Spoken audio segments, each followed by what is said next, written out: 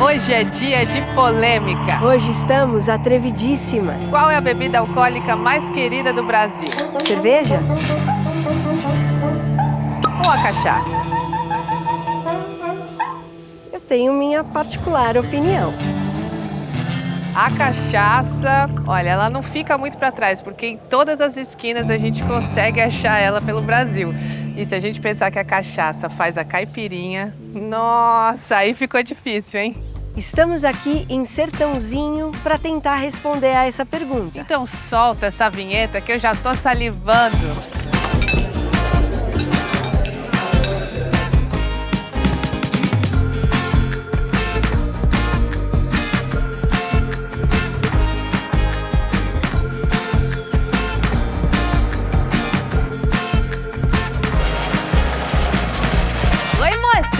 Você me desculpe qualquer coisa, mas é que na natureza não tem nada como isso daqui. De modo que se você espreme, sai um cardo dos deuses. E se você faz um destilado e do outro também, sai uma cachaçinha de molhar os beiços pro bem. Eita, que até rimou!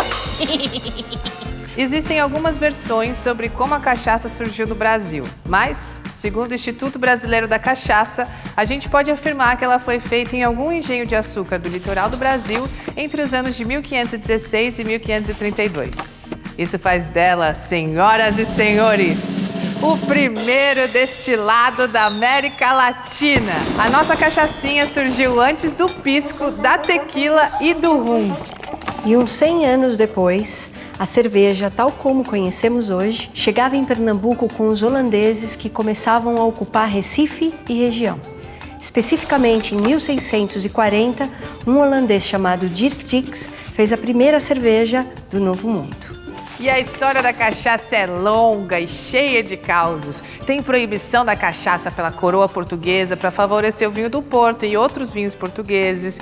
Tem exportação ilegal da nossa aguardente. Tem a revolta da cachaça no Rio de Janeiro. E tem historiador famoso, o brasileiro Câmara Cascudo, que descreveu a cachaça como a bebida do povo, a rebelada, a bebida da independência, a bebida nacional. Para combater o surto de cólera em 1856, que era transmitida pela água, era comum fazer uso da mistura cachaça, limão e açúcar. A doença passou, mas o tal remédio ficou e virou bebida. Isso aí tá com uma cara de caipirinha, não tá não? Exatamente, a caipirinha. Mas até então, a cachaça e essa tal bebida de cachaça e limão era coisa do povão, tida como popular demais para certos âmbitos da sociedade, até que alguns artistas mudaram essa história. A pintora Tarsila do Amaral adorava a caipirinha.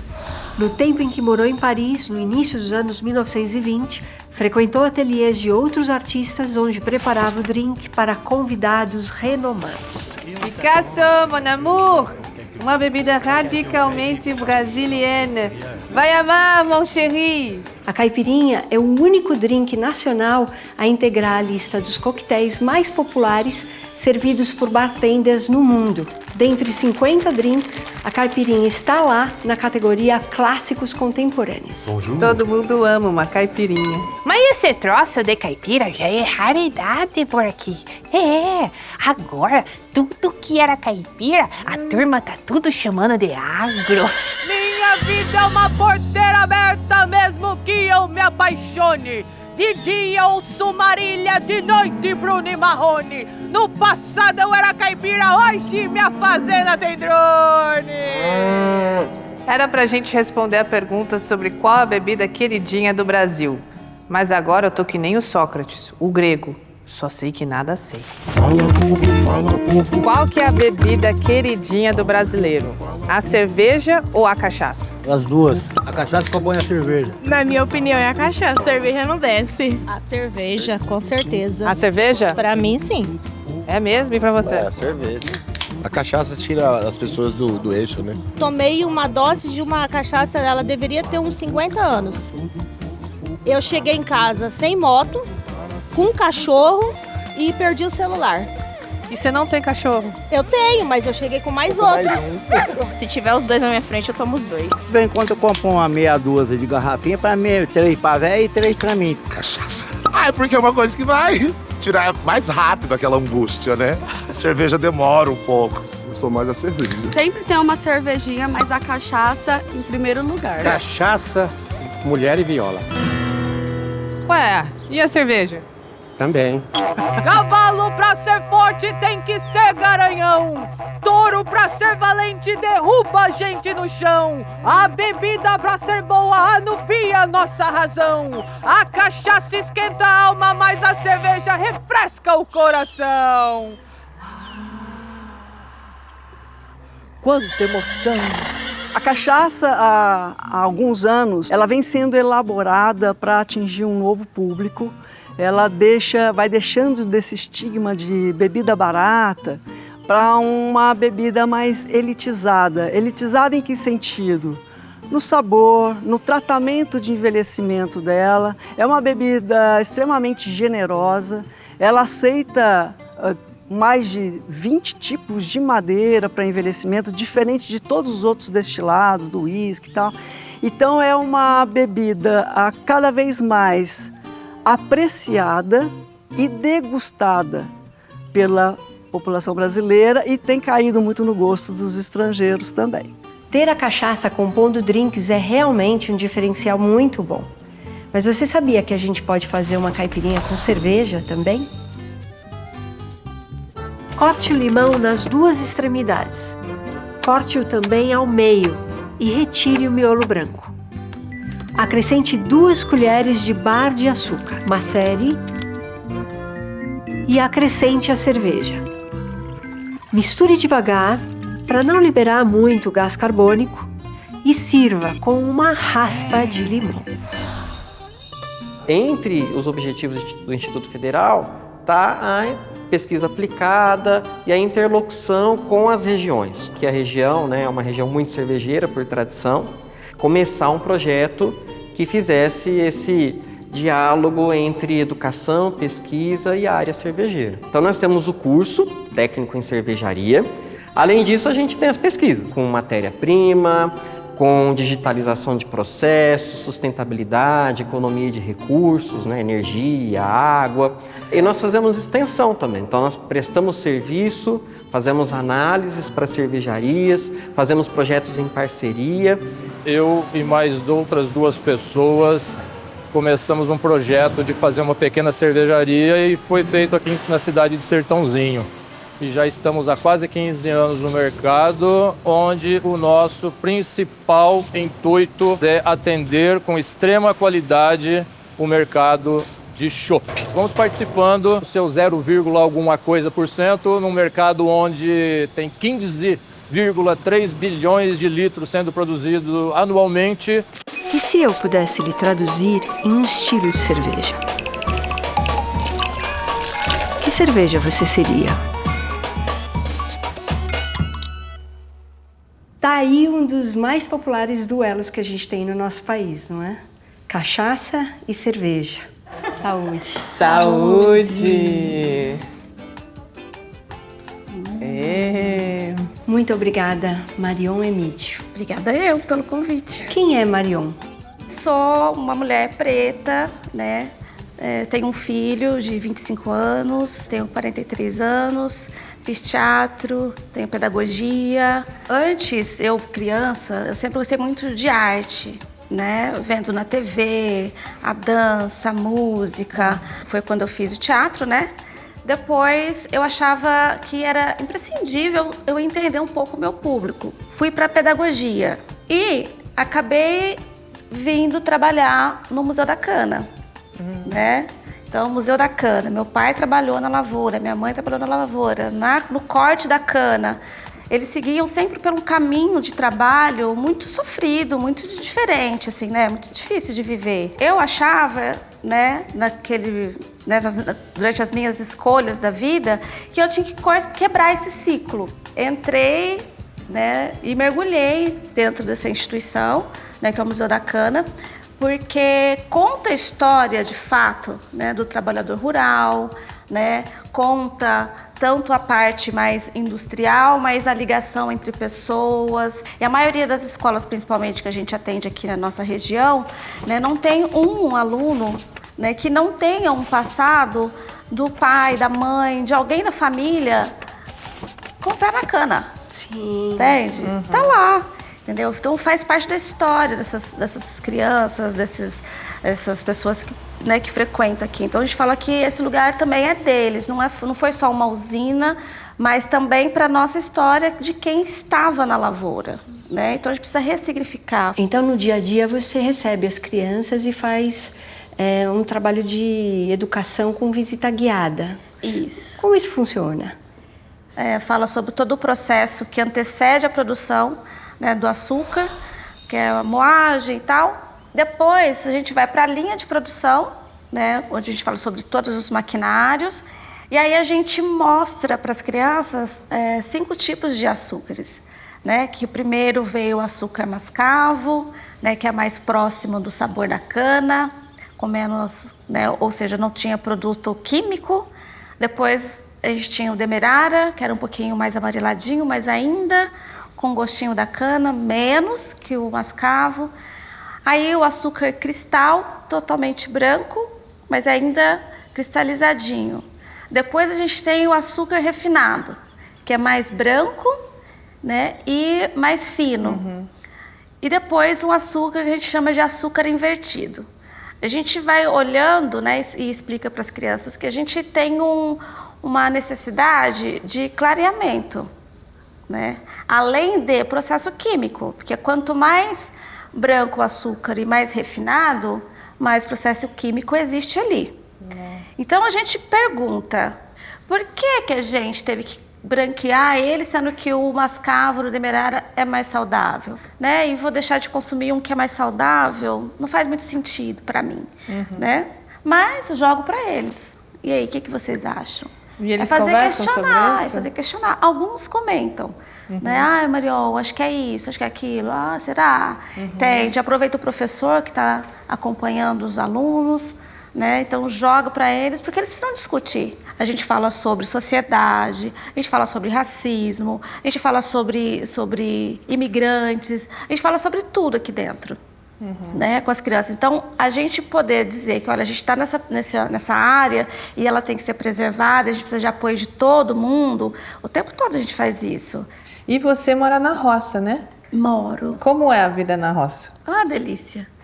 Nossa, eu gosto muito. Eu morava em Ribeirão Preto, né, há 6 anos atrás. Vim para cá e falei, nossa, perfeito. Então é um silêncio, né? Então você cria os seus animais. Nós temos várias árvores frutíferas. A gente tem manga, amora, tem jaca. E nós temos uma horta também, né, que é uma bio-horta. Né, a gente aproveita, desce, pega tudo fresco, né, diversidade de hortaliças. Então, toda semana a gente faz nossa colheita. E o que você faz para se divertir aqui? Bom, nós temos um grupo, né, de moradores. E aí, a minha varanda ficou a varanda dos amigos. Porque todo mundo chega lá e fala, Marião, tem aniversário, vamos comemorar aqui. Deu a sexta-feira, nós não vamos para a cidade. Porque as pessoas nem querem ir muito para a cidade, na verdade. Então fica aqui. E aí a gente compra coisas, faz coisas aqui em casa. E que tipo de comida e bebida que vocês servem normalmente para receber as pessoas? Sempre tem os petisquinhos, né? Vai para os petisquinhos, vai um patezinho, uma torradinha, né? Também uns amendoins. Bom, com tudo que a gente já conversou, eu acho que eu sei por que caminho eu vou tentar lhe traduzir. E eu espero que eu consiga manter esse seu sorriso. Olha Tenho só, medo nessa hora, mas eu vou tentar, tá bom? Tá bom, eu estou ansiosa, quero ver o que vai sair. Vou ali e já volto. Marion é uma mulher forte, solar. Nuances que se dão na sua descrição com pequenos detalhes que têm a ver com aonde ela vive, os valores que ela tem dentro desse propósito de educação de crianças no museu. de tanta história. Procurei trazer um estilo de cerveja que pudesse entregar um pouco desse sorriso efusivo, dessa personalidade jovial e dessas notas de frutas tropicais muito, muito solares que ela tem no pomar. Ela me deu essa dica e eu achei que pudesse ser muito inspirador mesmo para o que pudesse entregar os perfumes dessa cerveja, o estilo American Session IPA em particular, um estilo cujos lúpulos vêm de um terroir muito solar, de fato. Nossa, a cor tá perfeita, né? Bonita. Bom que você tenha comentado da cor, porque já que eu falei que para degustar a gente primeiro observa, eu gostaria de sugerir que a gente descrevesse um pouco essa cor. Eu acho sim. Eu já vou falando das notas, tem laranja. Tem...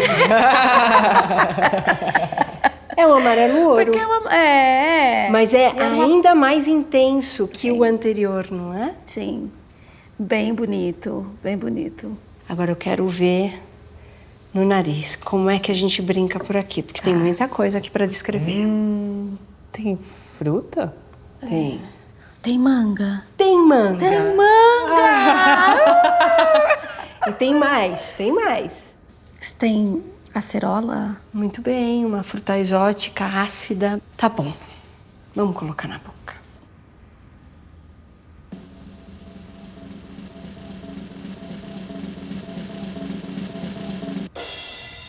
Boa. Tem um pouco mais de perfume, tem um pouco mais de amargor, acidez e doçura, num contraponto algo equilibrado, mas definitivamente o amargor é protagonista aqui, que nos dá a possibilidade de entender o refrescante da bebida, porque a temperatura da cerveja nos dá essa possibilidade de refrescante, mas as pessoas normalmente associam apenas à temperatura de serviço, quando na verdade não.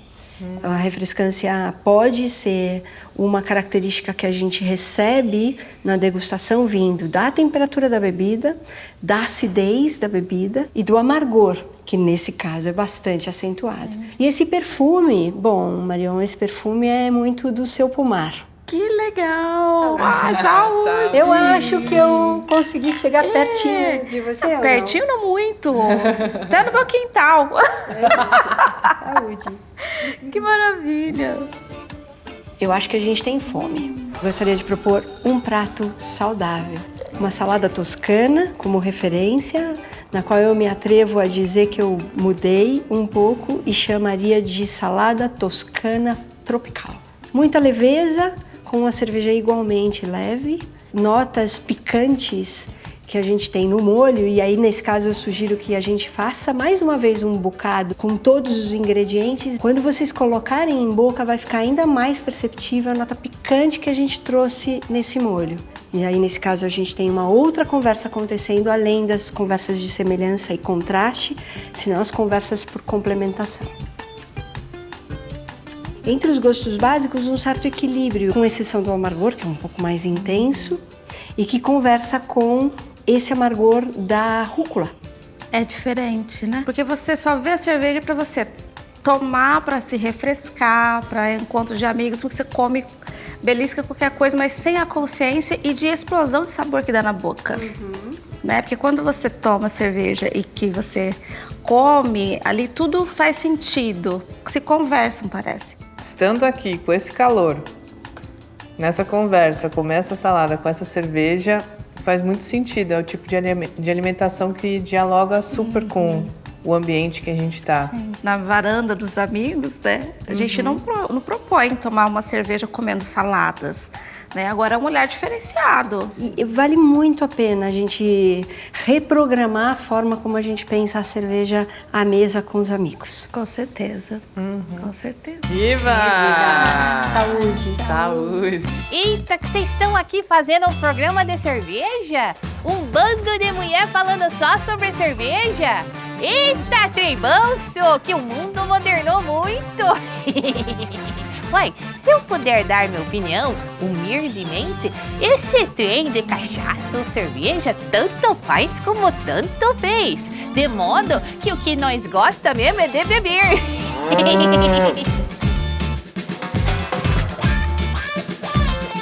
Obrigada por assistir a este episódio de A Cerveja Explica.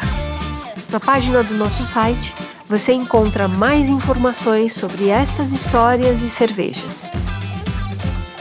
Se você gostou desse vídeo, deixe seu like e se inscreva no canal para não perder os próximos.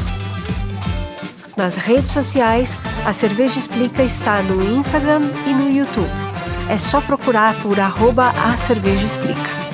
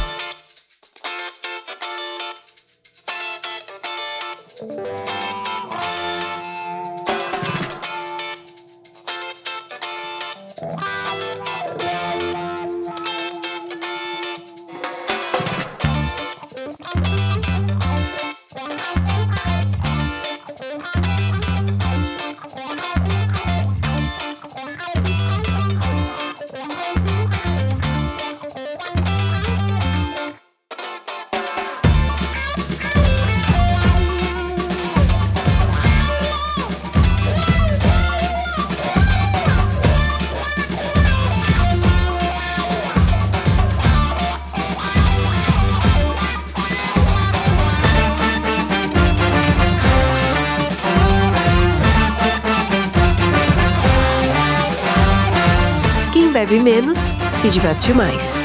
Aprecie com inteligência.